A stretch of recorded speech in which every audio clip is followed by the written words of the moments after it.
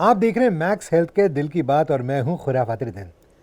देखिए, बड़ी दर्द भरी बात है, पर हमारे सबकी ज़िंदगी में कभी ना कभी ऐसा हुआ कि कोई क्लोज रिलेटिव ऐसा हो या हमारा कोई दोस्त हो, रिश्तेदार हो, जिसकी बाईपास सर्जरी हुई। And we always had a lot of questions. ये बाईपास सर्जरी होती क्या exactly? What is a graft? Are there different ways of grafting? कितना रिस्की होता है ये? To answer this and more about CABG, यानी जिसे हम कैबेज भी कहते हैं as it's called, and different techniques of grafting, आज हमारे साथ we really honoured to have doctor GK Mani, जो चेयरमैन है CTVS मैक्स हॉस्पिटल साकेत के। He is a Padma Shri awardee. Dr. Ganesh K. Mani is a cardiothoracic and vascular surgeon with an experience of performing over 20,000 cardiac surgeries. He pioneered beating heart coronary artery bypass in Delhi in the year 2000. He is the recipient of National Citizens Award and National Excellence Award. In addition to coronary artery surgery, he has thousands of valve surgeries and congenital heart surgeries to his credit. आज हमारे साथ also we've got Dr. Ritvik Bhuyan, who's the Associate Director and in charge at CTVS Max Hospital, Parparganj. He's a cardiothoracic and vascular surgeon with 20 years of working experience in high-volume cardiothoracic centers in India and Australia. He has been associated with nearly 15,000 open heart procedures and independently performed about 4,500 complex open heart procedures. He has received many accolades for his remarkable work in the field. बहुत ही warm welcome आप दोनों को. It's really an honor sitting here in the midst of both of you. Thank you so much, Dr. साहब. Doctor साहब, ये जो आज हम टॉपिक डिस्कस करने वाले हैं बहुत ज़्यादा टेक्निकल है और इसके बारे में आम जनता को कई बार पता नहीं होता. एक हवा सा बना हुआ है, एक डर सा बना हुआ है. ओपन हार्ट सर्जरी बोलते ही बहुत सारे दिमाग में सवाल आते हैं, बहुत सारे डर आते हैं, इसलिए वो डर आज थोड़ी निकालने की कोशिश रहेगी मेरी.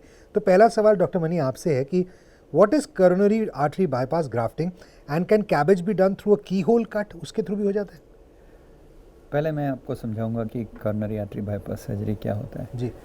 ये हार्ट जो है ये 24 घंटे काम करता है and 365 days till the age the patient lives continuously without a break, and the only nutrient that is available is oxygen for it to beat. If you deprive the muscle of oxygen, it cannot beat. So as age advances, ये जो heart की जो blood supply होते हैं ना, ये coronary artery बोलते हैं. ये हार्ट की धमनियां हैं और इसमें कोलेस्ट्रॉल जम जाता है, एथेरोमा बन जाता है, तो इसमें ब्लॉकेजेस हो जाते हैं. Blockages like in a road if there is a traffic jam, so या इंटरसेक्शन होता है, क्रॉसिंग होता है, the traffic flow is not good, तो फ्लाई ओवर बना देते हैं. So bypass surgery is nothing but a flyover. Now as far as bypass surgery is concern, it has been done standard normal through a small sternotomy, incision in the middle of the chest or the breastbone. Yes, it can be done through a keyhole surgery, but that's a minority. It's still developing. We have not perfected the art. It is still in the process of research and evolution. और मगर इसमें एक ही problem है, की whole surgery में एक या दो ग्राफ्ट कर सकते हैं. अच्छा. कई बार बाईपास सर्जरी में तीनों धमनियाँ ब्लॉक होती हैं और पेशेंट में नीड 4-5 ग्राफ्ट्स और even 6 grafts. That is not very easy with a की होल सर्जरी. डॉक्टर भैया, अगला सवाल आपसे है बाईपास सर्जरी के बारे में. जैसे मैं कह रहा था, there is a lot of myth around it maybe and maybe valid भी है, क्योंकि कई लोगों को लगता है बहुत पेनफुल है. तो पहली बात तो सर्जरी क्या बहुत पेनफुल होती है and how risky is bypass? So first of all any surgical procedure is painful. सारे प्रोसीजर्स में थोड़ा सा पेन होते ही है. बाईपास में हम सर ने जैसे बोला, doctor Mani has just said that we have to cut the chest bone, the breast bone. इसको काट के हमें करना पड़ता है. So it's like a fracture in a bone. ऐसे आपको कहीं भी फ्रैक्चर होता है हड्डियों में तो it's very painful. So it's also a bone and we cut it open, so definitely there is some pain. So there is lot of advances. बहुत सारे एडवांसमेंट हुए लास्ट 10-15 साल में in the pain management of bypass. तो मैं सभी अपना श्रोताओं को ये बोलना चाहूँगा कि अभी का जो बाईपास सर्जरी हम 2020 में जो कर रहे हैं या लास्ट 5 years में हम कर रहे हैं, so I think there is a lot of reduction in pain. We want to take the patient through a very painless journey. So our tagline is always like, if you do a bypass at this present state, we want to make painless, bloodless and scarless. So, but it is always very difficult to go through these taglines. But first of all, जो आपने पूछा pain, इसके लिए at present lot of patients we put something called an epidural catheter. ये हम पीछे जो रीढ़ की हड्डी है उसके बीच में जो नस जाती है उसमें हम छोटा सा कैनुला लगा देते हैं, जिससे हम कंटिन्यूसली लगातार इनको पेन की दवाई दे सकते हैं. So after the surgery sometime the experience is so good the patient sometime ask me कि पूछते हैं कि सर्जरी मेरा कब हो गया सर. अच्छा. So it has come to that level. So मैं सोचता हूँ कि ये बोलना चाहूँगा कि pain is definitely a big concern is in this surgery, but we have now ways to reduce the pain almost in a very very considerable way. Secondly बात करते रिस्क की जो आप बता रहे हैं, बाईपास के रिस्क पहले बहुत ज़्यादा हुआ करता था. When as doctor Mani has seen the phases of bypass surgery starting from 1980s onwards, and I think we have really evolved in a very nice way in bypass operation. पहले हमारे joke आते थे, बोलते थे कि बाईपास में तो by by होता है या तो सर्जरी होता है. So it is not like that. Now it is लिटली different. I think I would say any standard operation जो हमारे पास चल के आते हैं मरीज़, उनकी रिस्क में 1% से ज़्यादा नहीं बोलूँगा. That means this is surgery at this stage. आज 2020 में मैं बोलना चाहूँगा प्राइड के साथ कि bypass surgery can be done like any other surgery with 99% success rate.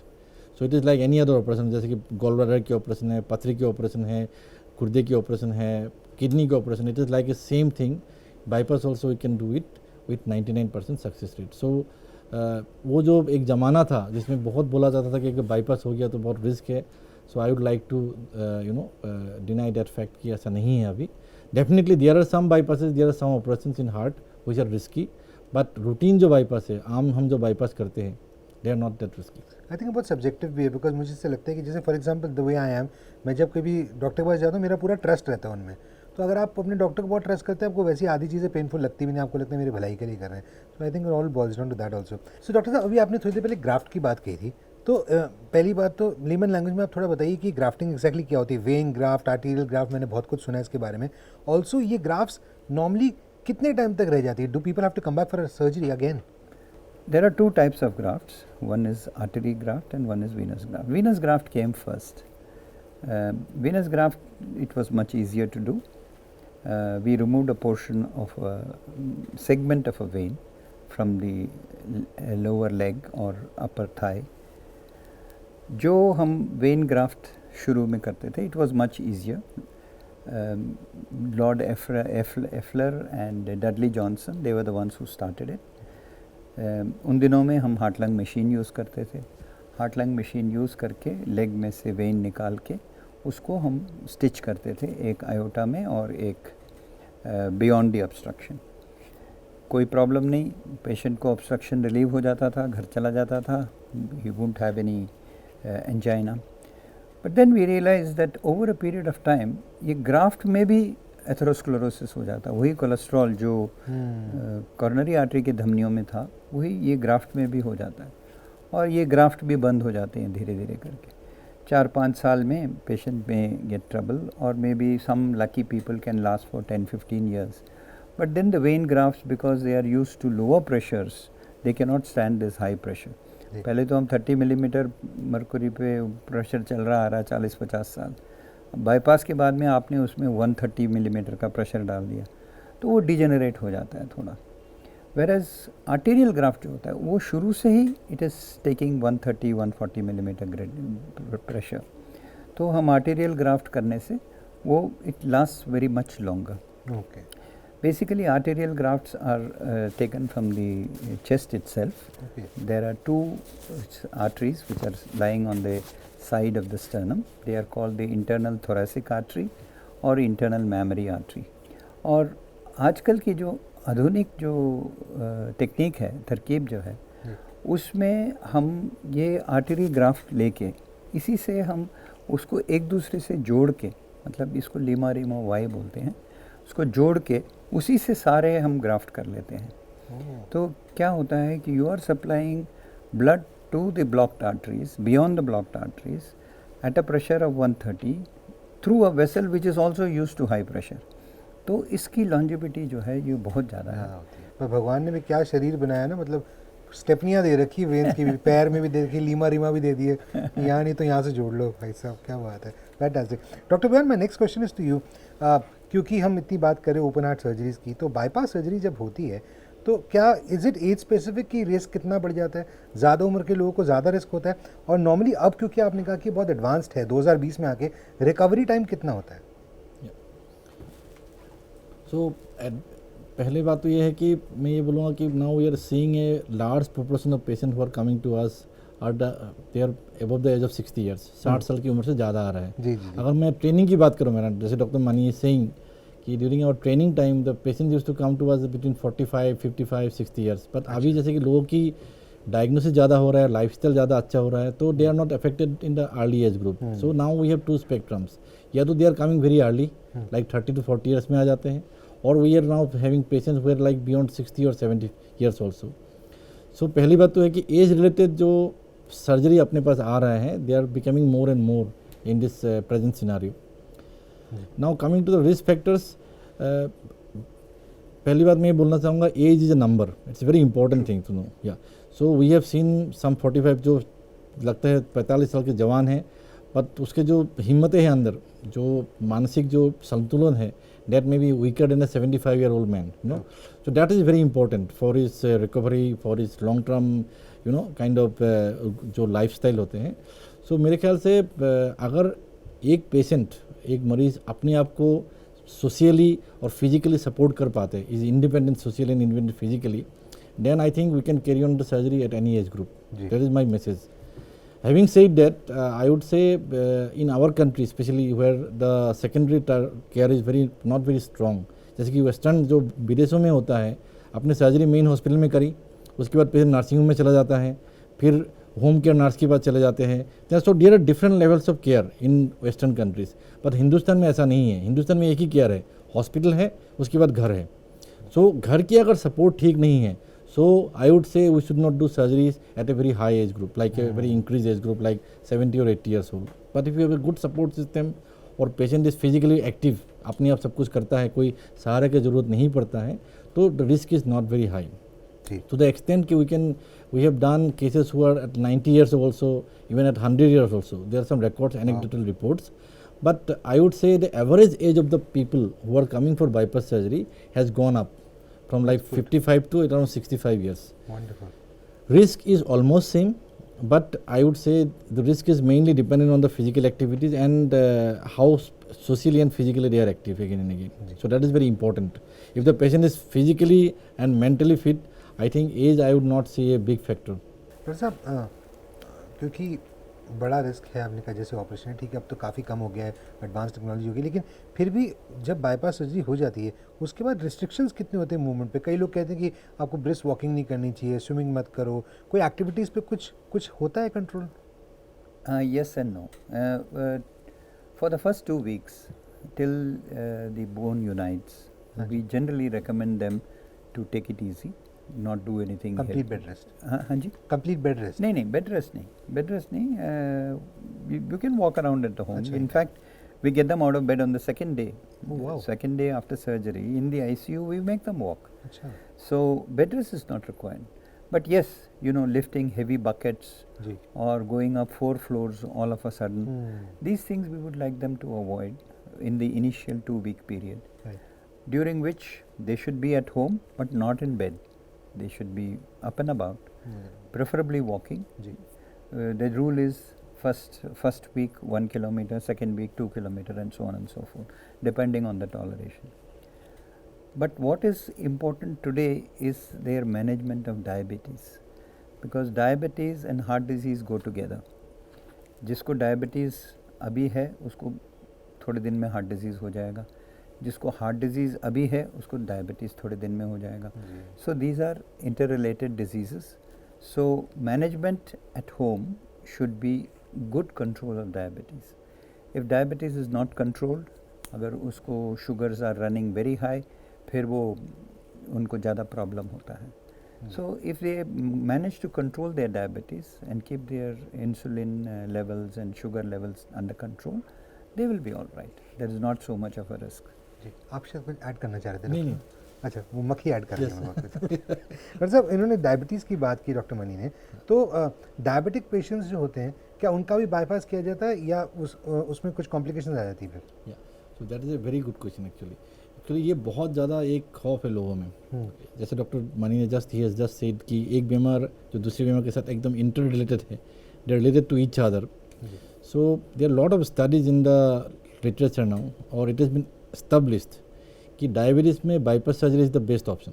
पहली बात तो ये है, कोई आर्टरी किसी भी मरीज़ की, अगर आपकी किसी भी पेशेंट की अगर तीनों आर्टरी में ब्लॉकेज है और उनके पास डायबिटीज़ है, सो ये देखा गया है लास्ट ऑलमोस्ट 30 ईयर्स की जो एक्सपीरियंस है सबकी और जो रिपोर्ट्स आए हैं, सो डायबिटीज़ में CVG is the best surgical option. Better than stenting also? Yes, it's better than stenting in terms of everything, in terms of long term outcome, कितना दिन चलेंगे और फंक्शनल कैपेसिटी कितना अच्छे होंगे, आगे जाके हार्ट अटैक होंगे कि नहीं होंगे, आगे मरने का कितना चांस है, सारे पैरामीटर्स अगर देखा जाते हैं, so CVG comes long way beyond stenting in case of diabetic patients.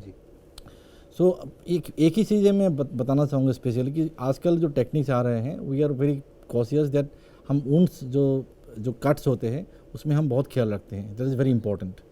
So from coming to this point now that chest के लिए तो हमने जितना छोटा हो सकता है, जितना मिनिमली इन्वेसिव कर सकते हैं हम करने की कोशिश करते हैं। Now coming the leg part, जो जहाँ से वेन निकालते हैं, that's a very important thing. So what we are using now is called something called endoscopic vessel harvest.